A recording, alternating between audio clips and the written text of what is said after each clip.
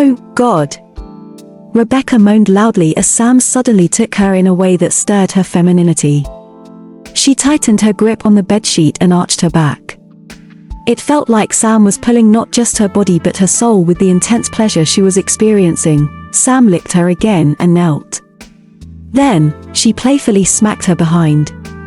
She smiled when Rebecca moaned in response. Sam got off the bed and retrieved something from her cabinet. Rebecca remained in the same position, catching her breath and her knees slightly trembling from what Sam was doing to her. After a moment, she felt Sam climb back onto the bed. Sam held onto her waist and gently pulled her halfway. Rebecca was now kneeling with her back to Sam. "Are you ready?" Sam asked. Rebecca furrowed her brow. She turned her head slightly. "Why?" Sam smiled and kissed the girl's lips. She cupped one of her breasts and caressed it gently. Rebecca moaned into her mouth but still managed to respond. In the many times they had been together, Sam couldn't deny that she was growing fond of Rebecca. There were still moments when Rebecca seemed shy around her, but more often than not, she took the lead in their activities. Rebecca clung to Sam with her back against her shoulder. She slid one hand around Sam's waist to pull her even closer to her body. After a few moments, she heard a buzzing sound. She screamed and almost flipped back when she felt something moving against her femininity. Her thighs trembled uncontrollably. Looking down, she saw a small device that Sam was placing on her intimate area. Sam. "Oh, gosh," she leaned against Sam's shoulder, her eyes rolling back. Sam's massage on her chest intensified, and she occasionally tugged at her nipple, sending waves of pleasure through her. Sam began to kiss her neck, licking and gently sucking on it. Rebecca was almost losing herself, especially when Sam pushed the vibrator further into her entrance. Sam, yes. Do you love it? I. Rebecca let out a loud moan when she felt herself reaching climax. Her eyes rolled back in pleasure, and her thighs trembled. Gasping for breath, she collapsed onto the bed, trying to regain her composure. Once Rebecca had recovered some strength, Sam accompanied her to the bathroom to clean up. They both soaked in the bathtub together, with Sam behind Rebecca, leaning against her chest while gently washing her body. "Wow. I feel like I've lost all my strength because of what you did," Rebecca said. Sam smiled. "You're satisfied?" "Very." Rebecca lifted her head and kissed Sam on the lips. "Thank you, you're welcome." Rebecca leaned against Sam again. Sam. Can I ask you something?" "Sure." "You're already asking," Sam replied. Rebecca smiled. Are you enjoying what we're doing?" Sam hesitated for a moment.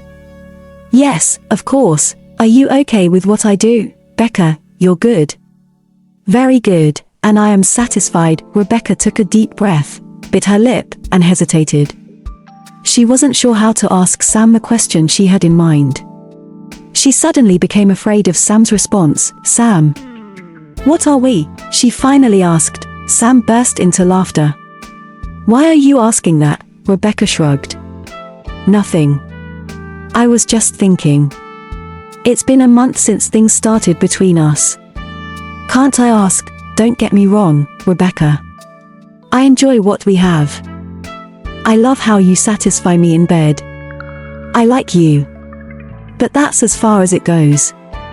It's just sex." Rebecca felt a sudden pang in her chest. She hadn't expected Sam's answer. It wasn't what she wanted to hear. At that moment, she remembered what Jane had told her. Tears welled up in Rebecca's eyes, and she bowed her head slightly. "Wait. Don't tell me you're falling for me?" Sam asked. Rebecca quickly wiped her eyes and stood up without looking at Sam. She felt foolish. She should have seen it from the beginning. Why did she let herself get involved again? "Rebecca, wait!" Rebecca stopped in her tracks when she heard Sam's call. She tightly gripped the strap of her bag, trying to hold back tears. It was as if she drew strength from there to calm herself down. She took a deep breath and slowly turned to face Sam. Sam had also dressed and looked just as confused. "What?" Rebecca asked. "What is this?" "I thought we understood each other," Sam said. Rebecca's face slightly frowned, and she looked at Sam with confusion. "You. I thought we understood each other." Sam let out a sigh of frustration. "Why are you acting like this? We were happy earlier. And now you're like this. What's your problem?" Rebecca opened her mouth but was unable to speak. She nodded slowly as tears began to fall. She quickly wiped away the tears and looked at Sam with anger. "That's the thing. I thought we were happy. I thought we were okay. Tell me, Sam. Why did you approach me at the club? Why did you get my cell phone number from Jane? What's the reason you came to me?" Sam avoided eye contact, sighed, and rubbed her forehead with one finger before looking away.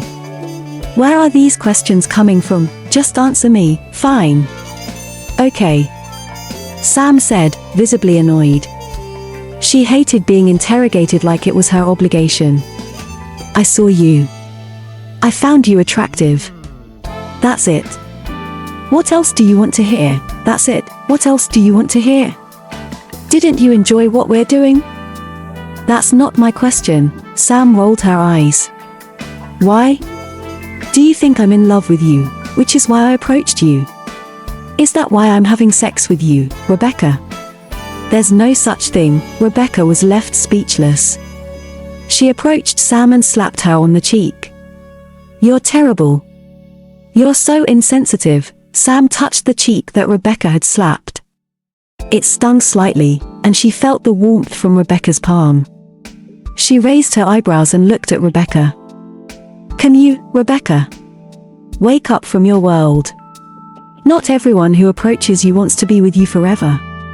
Not everyone who wants to sleep with you loves you. There's no such thing as love and loyalty now. Everyone will leave you eventually, Rebecca. So, wake up. You're not a child to still believe in fairy tales. I hate you. You're so mean. It was a mistake to meet you." "Fine. Okay. You said it." Rebecca turned away from Sam and hastily left her house. She heard those hurtful words from Sam.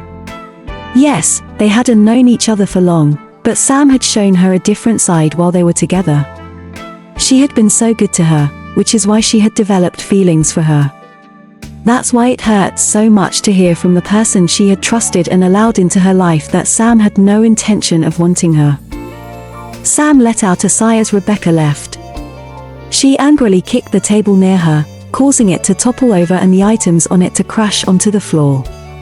She sat down on the couch, leaned back, and stared at the ceiling. This was how her relationships with women always ended. As soon as she saw or found out that they were starting to develop feelings for her, she would start avoiding them. Trisha had been the only exception, mainly because Trisha allowed her to be unfaithful and didn't let go of her even when Sam pushed her away. But why did she suddenly feel a pang in her chest when she saw Rebecca cry? If she hadn't controlled herself earlier, she would have embraced her and comforted her. Sam took another deep breath. Right. She shouldn't let Rebecca affect her. They were all the same, they would all eventually leave her. So why bother forcing herself into a relationship that would inevitably end? Couldn't they just keep it simple? If they wanted to explore each other physically, they could do that. If not, then so be it. Why did it have to be more complicated than that? For her, finding someone who would truly love her was an impossibility. Even her own mothers had abandoned her for another family. How much more could she expect from anyone else? It would be foolish to fall in love with anyone, whether they were a man or a woman. She would never allow herself to become as obsessed with love as her father had. She would never experience that. No one would ever leave her, because she was the one who would leave first.